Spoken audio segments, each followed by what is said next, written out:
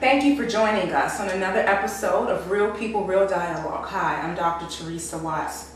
If many of you may know already, two American journalists, Euna Lee and Ling, were convicted of hostile acts and of illegally crossing into North Korea from China. For these, what the North Korean government calls extreme and serious crimes, they were sentenced to 12 years of hard labor in a North Korean hard labor camp. Now, a lot of us have never been in that type of camp, but we can only imagine the extreme conditions that they're forced to endure on a regular basis. The BBC has stated that the North Korean hard labor camps are in some of the worst conditions that any American can ever imagine. And these two American journalists, again, face a prospect of spending 12 years in these hard labor camps.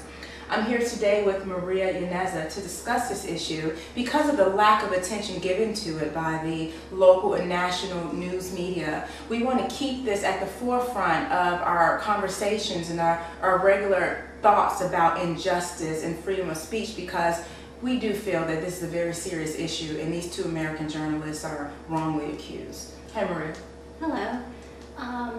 Yes, Euna Lee and Ling, as we speak, are paying the price for democracy.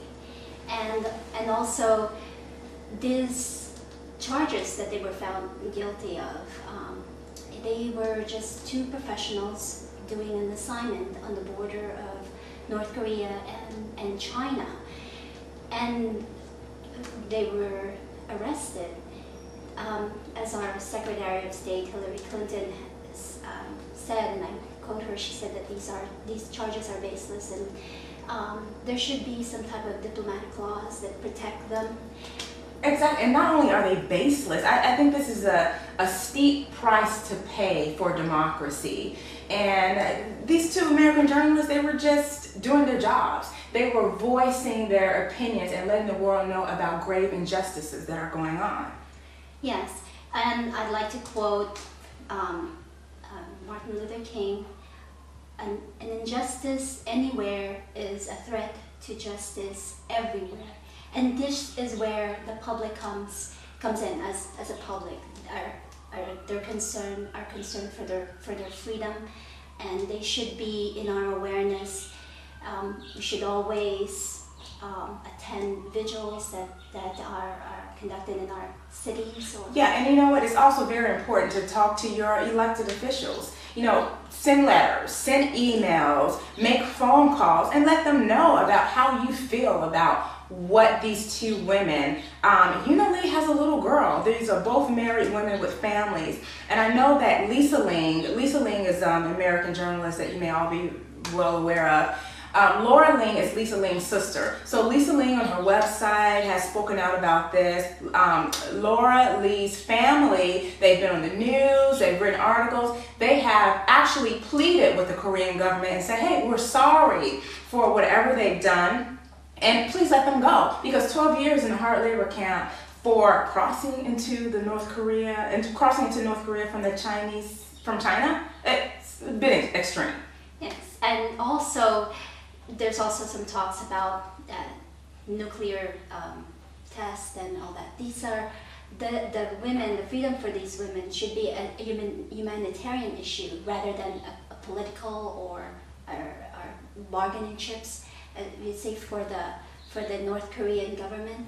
Definitely. I think that they're, like we said earlier, paying a price, and the North Korean government, they're using them as bargaining chips. They're holding them hostage so that they can use them as bargaining chips so they can get what they want from the U.S. government. So, although that's completely wrong, and I know that I'm hoping that our president and our ex-vice president Al Gore and Hillary Clinton, our Secretary of State, that they're working behind the scenes to do this. But I think that not only just the government, because again, we don't hear a lot about what's going on, and I'm pretty sure that they're doing something, working out something with the North Korea government.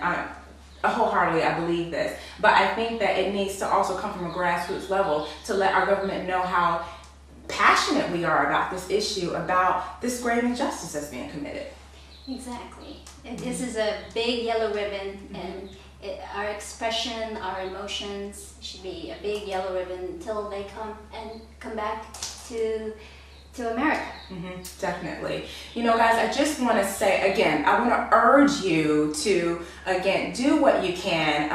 Go to Lisa Ling's website or Google this entire issue and find out when and where there will be local vigils in your area and attend those vigils. And again, just take the time out to communicate with your elected officials about how this feels and how you feel about this issue.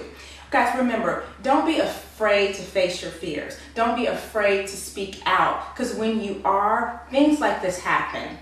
Don't be afraid to stand up and say, I'm angry about this, this is wrong, this is an injustice, and I don't want anyone to get away with it. Guys, reach out, voice your opinions, and keep it real. Thank you for joining us on Real People, Real Dialogue.